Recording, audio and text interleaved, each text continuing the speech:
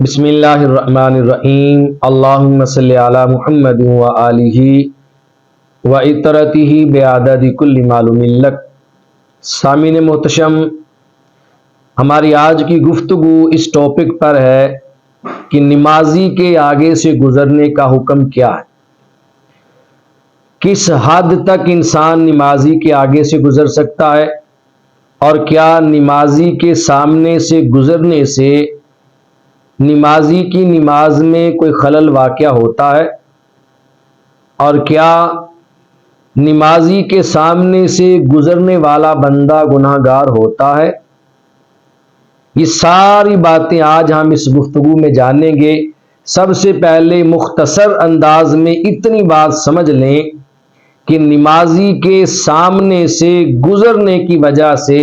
نمازی کی نماز میں کوئی خلل واقع نہیں ہوتا۔ ہاں، یہ بات ہے کہ نمازی کے سامنے سے گزرنے والا بندہ گناہ گار ہو جاتا ہے۔ اب نمازی کے سامنے سے گزرنے والے کو کیا گناہ ہوتا ہے؟ تو حدیث مبارکہ میں ہے، صحیح مسلم کی روایت ہے، آقا دو جہاں سرور انبیاء صلی اللہ علیہ وآلہ وسلم نے فرمایا، اگر نمازی کے سامنے سے گزرنے والے کو معلوم ہو جائے کہ نمازی کے سامنے سے گزرنے کا گناہ کتنا زیادہ ہے، تو وہ گزرنے والا بندہ 40 دن، اب راوی کہتے ہیں مجھے شک ہے، مجھے ڈاؤٹ ہے کہ حضور علیہ السلام نے 40 دن کہا یا 40 سال کہا۔ فرمایا نمازی کے سامنے سے گزرنے والا 40 دن یا 40 سال تک وہیں پہ کھڑا رہے، کبھی بھی نمازی کے آگے سے نہ گزرے اگر اسے گناہ کا علم ہو جائے۔ اس قدر گناہ ہے نمازی کے سامنے سے گزرنے کا۔ تاجدار کائنات سرور انبیاء صلی اللہ علیہ وآلہ وسلم کی نگاہ پاک میں ہمیں نمازی کے سامنے سے گزرنے سے گریز کرنا چاہیے۔ اب رہا یہ سوال کہ جب نمازی کے سامنے سے گزرنا گناہ ہے اور گزرنے کی وجہ سے نمازی کی نماز میں خلل واقع نہیں ہوتا، تو گزرنے والا کس حد تک نمازی کے سامنے سے گزر سکتا ہے، کتنی دور ہٹ کے گزر سکتا ہے؟ اس بارے میں یہ بات ذہن نشین رکھیں، علماء کرام نے لکھا ہے اور سیدی اعلیٰ حضرت رحمۃ اللہ تعالی علیہ نے بھی یہ لکھا ہے کہ ایک ہوتی ہے مسجد صغیر، جسے چھوٹی مسجد کہا جاتا ہے، اور ایک ہوتی ہے مسجد کبیر، جسے بڑی مسجد کہا جاتا ہے۔ اگر نماز پڑھنے والا مسجد صغیر میں نماز پڑھ رہا ہے، یعنی چھوٹی مسجد میں نماز پڑھ رہا ہے، یا اپنے گھر میں، مکان میں یا دکان میں نماز پڑھ رہا ہے، تو اس وقت نمازی اور اس کے سامنے جو دیوار قبلہ ہے اس کے درمیان سے بغیر کسی آڑ اور رکاوٹ کے گزرنا یہ شرعاً جائز نہیں ہے، وہاں سے گزرنا حرام ہے۔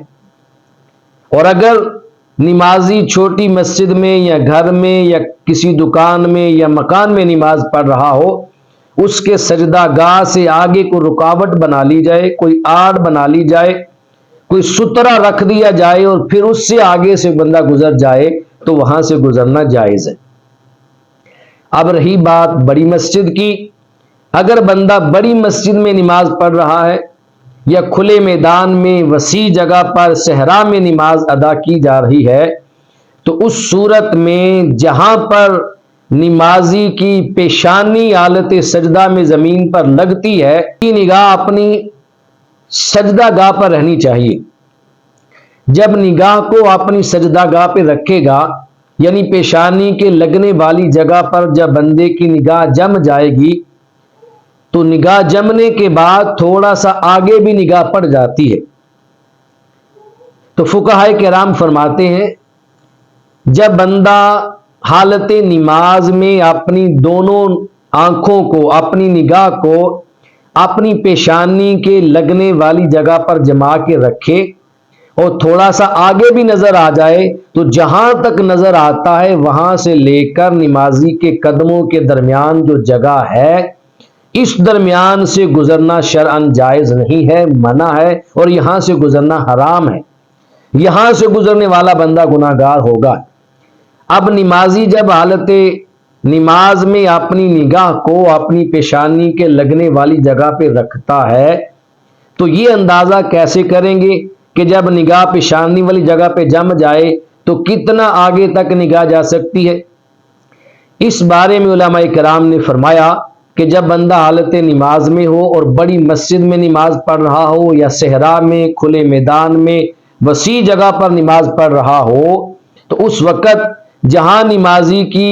پیشانی حالت سجدہ میں لگتی ہے اس جگہ سے آگے 2 صفیں چھوڑ کر گزرنے والا گزر سکتا ہے۔ اگر وہاں سے گزر جائے تو گزرنے والے کو کوئی گناہ نہیں ہوگا، اس لیے کہ حالت نماز میں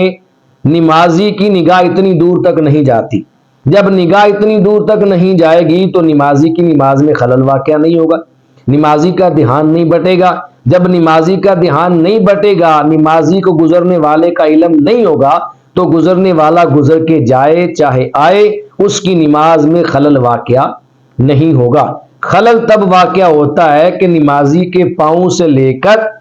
اس کی سجدہ گاہ کے درمیان جو جگہ ہے وہاں سے بندہ گزر جائے۔